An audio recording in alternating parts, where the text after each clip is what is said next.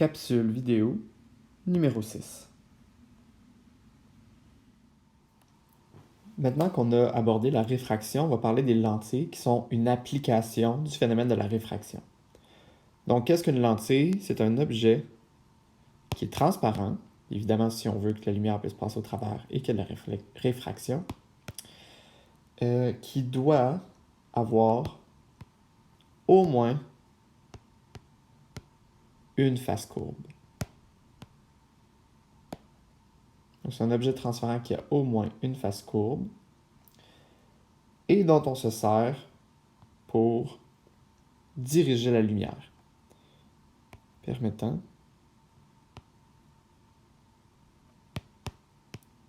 de diriger, on peut aussi dire de contrôler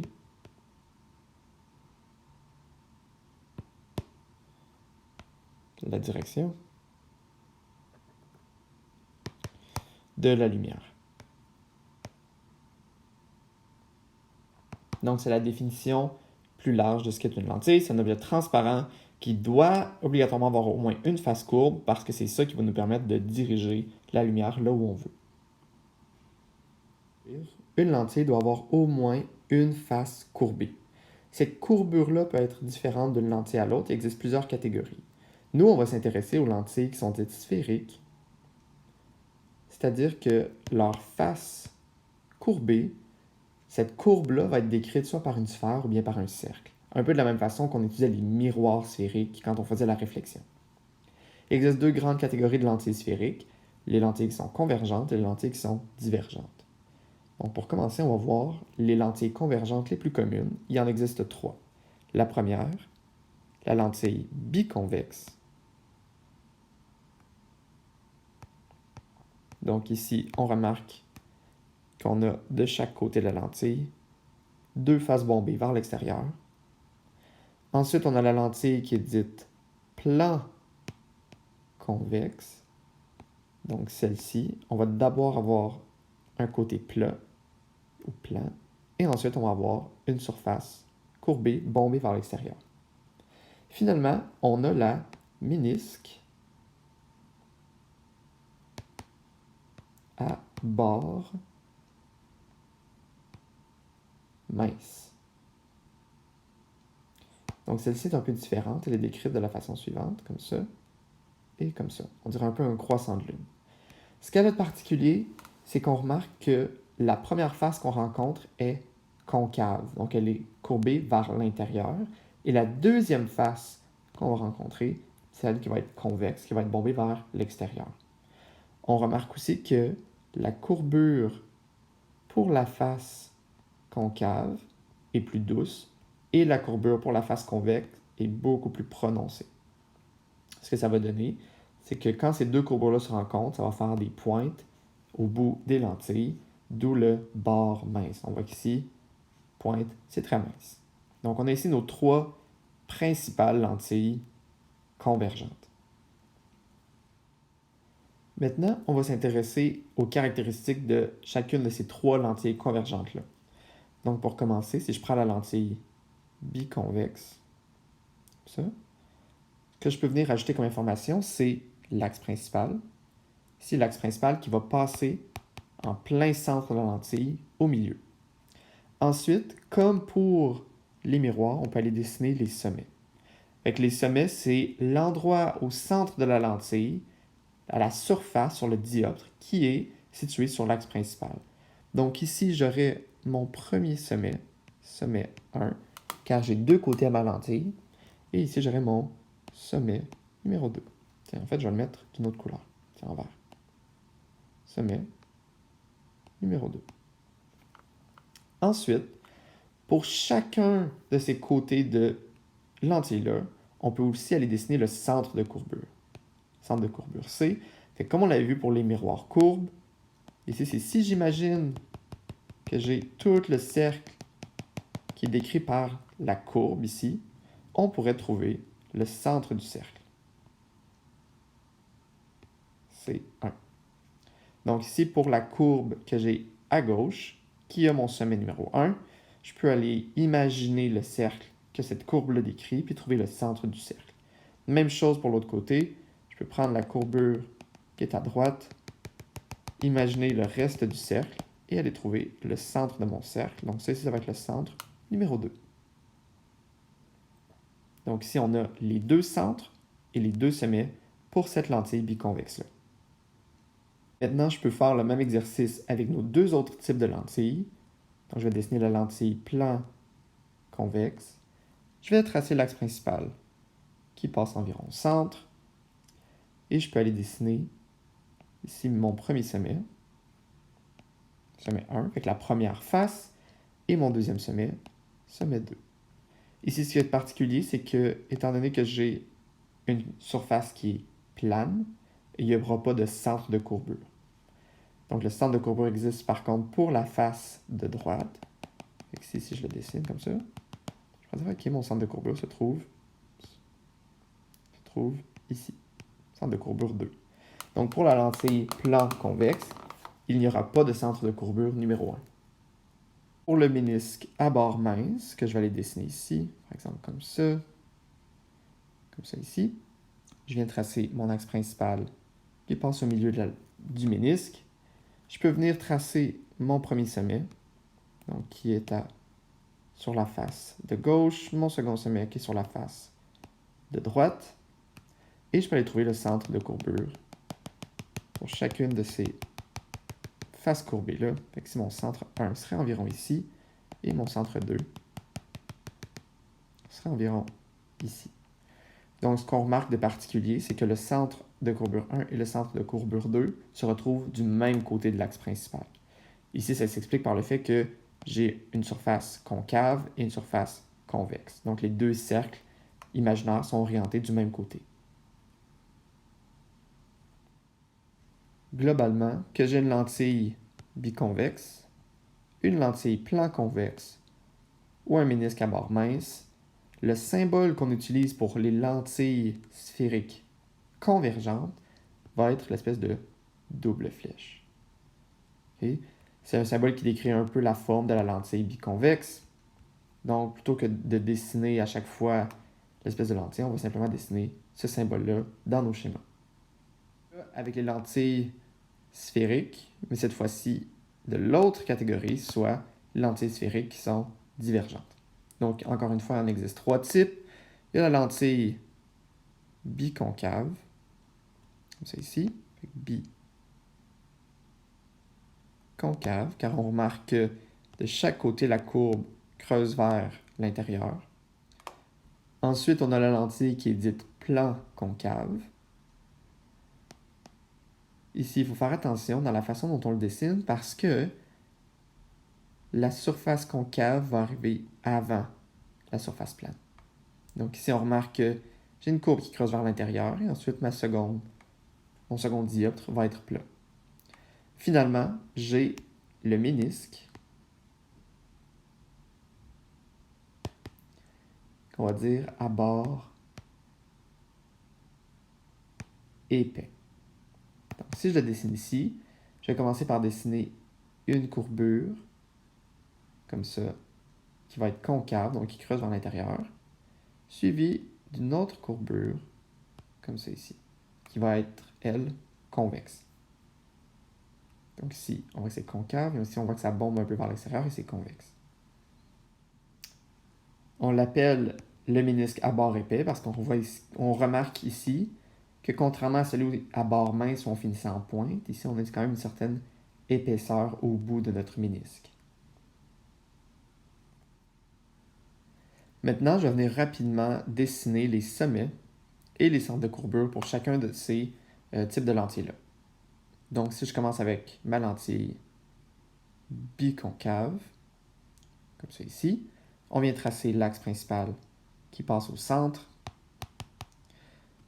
On peut venir sur la face de gauche mettre notre premier sommet, sur la face de droite mettre notre second sommet. Si on continue le cercle imaginaire décrit par la courbe concave, on peut venir placer notre premier centre. Et ici, je peux venir placer mon second centre.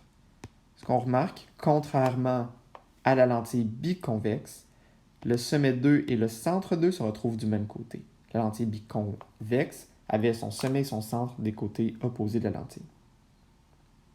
Pour la lentille plan concave, donc je peux venir dessiner ma lentille ici, on se rappelle que la surface courbée va arriver avant. Je dessine mon axe principal qui passe au plein centre de ma lentille. Donc je peux venir trouver ici sur mon premier dioptre, le sommet 1, sur mon second dioptre, le sommet 2. Ici, j'ai une courbe, donc je peux venir tracer le cercle imaginaire. Je vais voir mon centre numéro 1. Puis ici, étant donné que mon dioptre est plat, je n'ai pas de courbe, je ne peux pas tracer de cercle imaginaire, donc il n'y a pas de centre de courbure numéro 2. Quand je dessine mon ménisque à bord épais, donc ici, on vient tracer notre face concave, ensuite notre face convexe, l'axe principal qui passe au milieu. Ce qu'on peut remarquer qui va définir notre ménisque à bord épais plutôt qu'avoir un ménisque à bord mince, c'est que la courbe ici décrite par ma surface concave, par mon dioptre concave, est très prononcée, centre 1, tandis que la courbe décrite ici par ma deuxième face qui est convexe va être beaucoup moins prononcée. Donc, centre 2. Donc, dans ce cas-ci, mon centre 2 va être situé plus loin parce que la courbe ici était moins intense. Le premier diode décrit une courbe très intense, fait que le cercle va être plus petit et le centre va être plus proche du sommet. Le symbole qu'on va communément venir utiliser pour décrire nos trois types de lentilles divergentes va être l'espèce de double Y. Donc ici, on a choisi ce symbole-là parce que ça rappelle un peu la forme de la lentille biconcave, mais dès qu'on a une de ces trois lentilles divergentes-là, voici le symbole qu'on va utiliser dans nos notes et dans nos schémas pour simplifier. Dans cette capsule, on va venir définir les 4 termes suivants. Donc, premièrement, lentille mince, qu'est-ce que ça veut dire? Ça veut dire que si je prends l'exemple de la lentille plan convexe, si je dessine le cercle imaginaire décrit par mon deuxième dioptre qui est courbé, je peux dessiner le centre de ce cercle-là. Donc, ce qui va arriver ici, c'est que le rayon de mon cercle, donc le rayon de courbure, si je le compare à l'épaisseur de ma lentille, ici, épaisseur, on remarque que l'épaisseur est bien plus petite que le rayon de courbure. Donc, c'est ce qui définit une lentille qui est dite mince. Donc, une lentille mince possède une épaisseur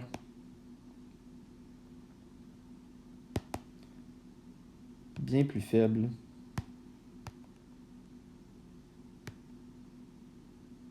que le rayon de courbure.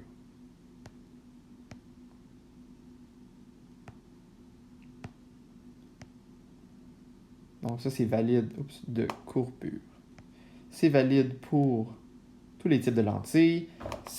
Chaque fois qu'on a une face courbée, on devrait avoir un rayon de courbure, mais l'épaisseur va être quand même de façon significative plus petite que ce rayon de courbure-là. Maintenant, bien qu'on en ait déjà parlé, je vais venir donner une définition un peu plus claire de l'axe principal. Donc, je pourrais prendre n'importe quelle lentille. Prenons par exemple ménisque à bord mince. Donc, l'axe principal va traverser notre lentille en plein milieu.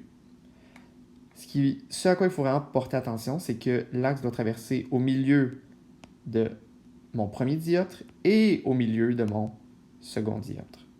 Donc ici, on ne pourrait pas, par exemple, avoir un axe principal qui passe comme ça, parce que bien que ça passe au milieu du premier dioptre, ça ne passerait pas au milieu de mon second dioptre.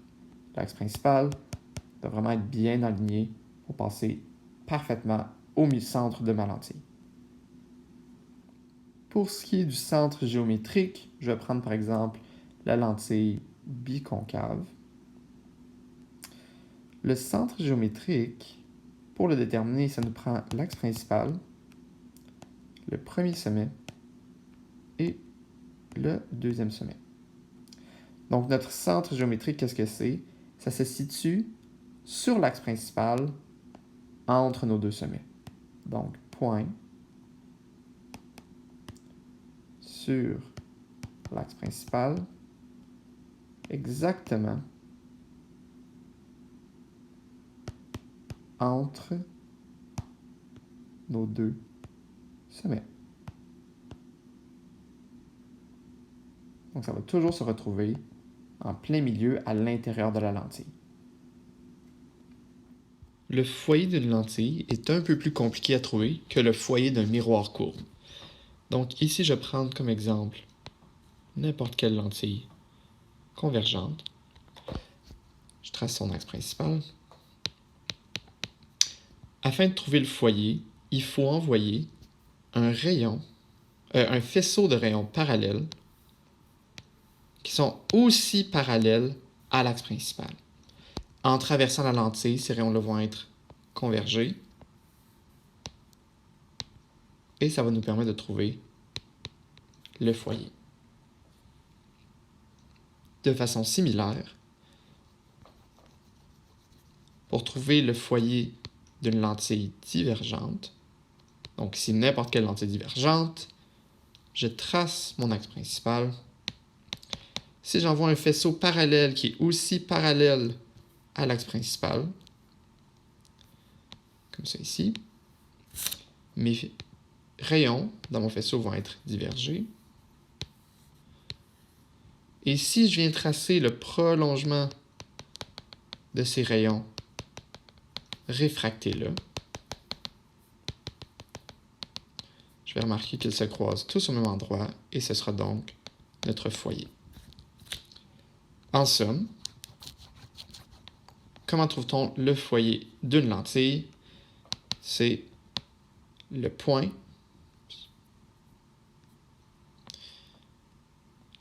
de rencontre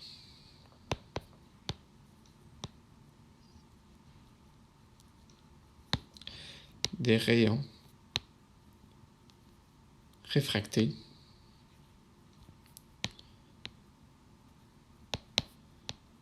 ou leur prolongement, évidemment, pour un faisceau